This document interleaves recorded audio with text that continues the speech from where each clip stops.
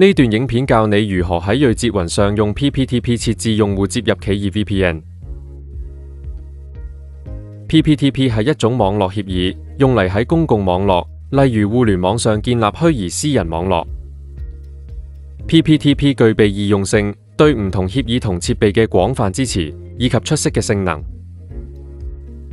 佢可以廣泛應用喺家庭網絡、實驗室同埋需要快速部署 VPN 嘅場景。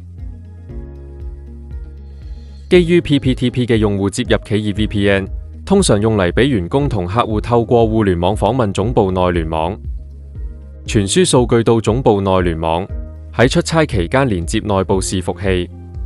為咗保障數據傳輸安全，可以喺客戶端同總部網關之間建立 VPN 隧道。以下圖示展示咗一個典型嘅客戶端到站點 VPN 拓撲結構，例如總部網關通過其 IP 地址 172.26.6.190 嘅廣域網絡端口同客戶端建立 VPN 連接。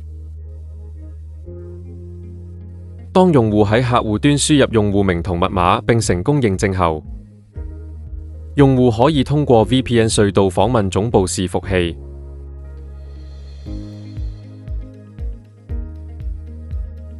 去睿捷雲官網，輸入用戶名密碼，再按登錄。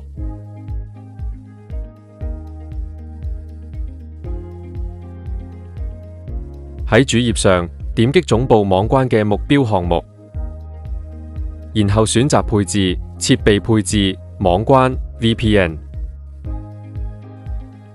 點擊 VPN 選項，點擊添加策略以進入添加 VPN 策略頁面。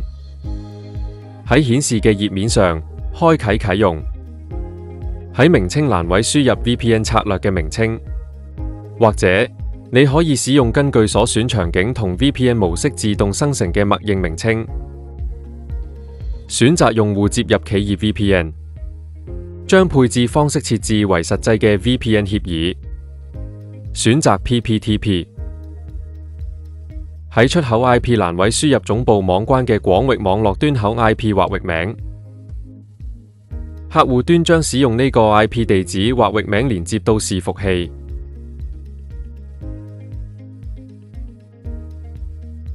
喺本機隧道 IP 欄位中輸入 VPN 隧道嘅 IP 地址。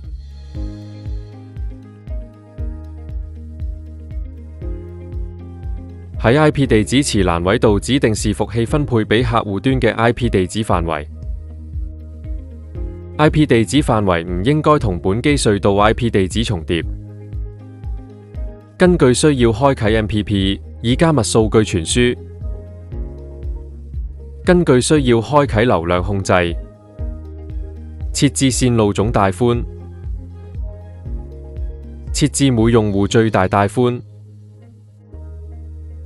點擊高級配置設置高級參數，或者可以用默認設置。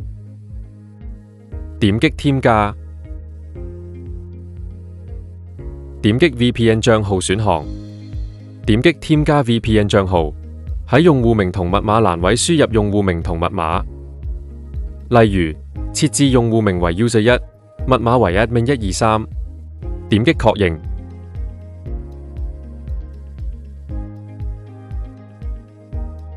跟住，我哋將以 Windows 10客戶端為例，展示如何喺客戶端配置 VPN。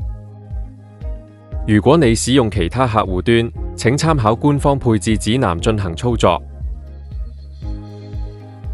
登入客戶端，進入控制面板並點擊網絡和互聯網，點擊網絡和共享中心，點擊設置新的連接和網絡，點擊連接到工作區。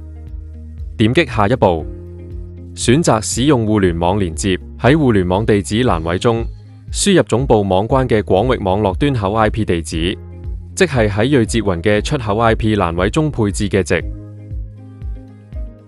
喺目的地名稱欄位中輸入名稱，例如 PPTP 連接，然後點擊創建。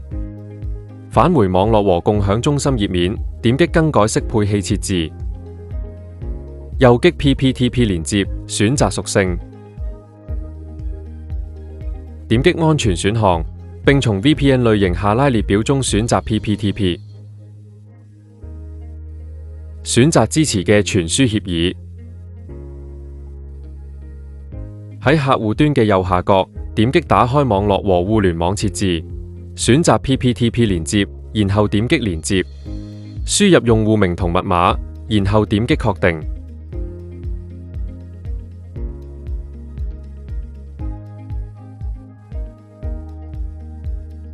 返回睿捷雲嘅配置頁面，點擊 VPN 在線用戶選項，查看 VPN 在線用戶。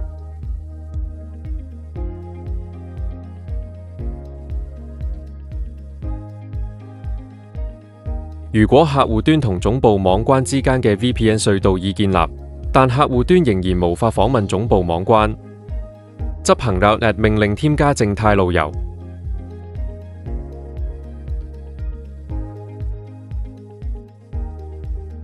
若需進一步了解，請喺影片下留言或發郵件俾我哋。下次再見。